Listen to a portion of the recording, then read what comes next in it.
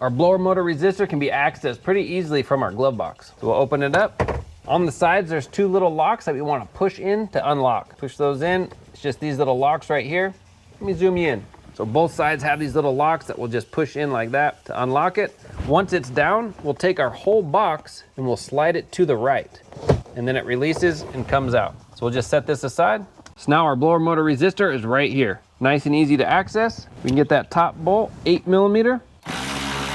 And the bottom bolt, I'm gonna use a 1/4" ratchet. We'll go underneath. And this whole thing will slide out and we'll disconnect it once it's out.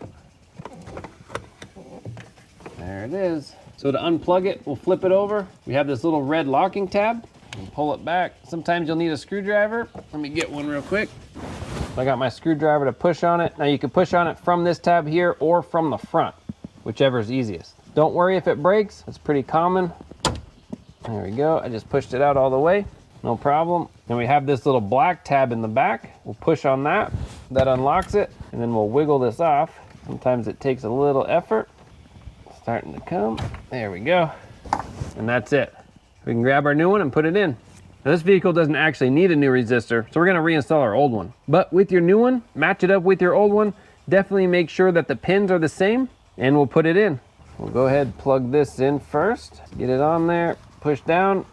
Sometimes it can be a little stiff. We can put our locking tab back in. If yours popped off like mine, don't worry about it. Just put it back in. We're locked. Now we'll take this whole thing, fold it over, put it in the hole. Watch your electrical for your little light. Make sure that's out of the way. Push this down. It should kind of seat in. Now it's easiest to put this top bolt in first. Get some threads started. You can reach down, put in the bottom one. We'll start tightening the bottom one. Nice and snug, not too tight. It's just going into plastic. We'll get this one up here. If you're using power tools, just be careful not to strip it. All right, we'll tuck our wiring down. Perfect. Throw our glove box back on. Just slide our little hooks on, and then to the left. That's it, up. And we're done. Good job. If you replace your blower motor resistor and your blower motor is still not working, click on this video and I'll show you how to replace the motor itself. Thanks for watching. I'll have links in the description for all the parts and tools needed. If you have any questions, comment, post down below. Work safe, have fun. See you on the next one.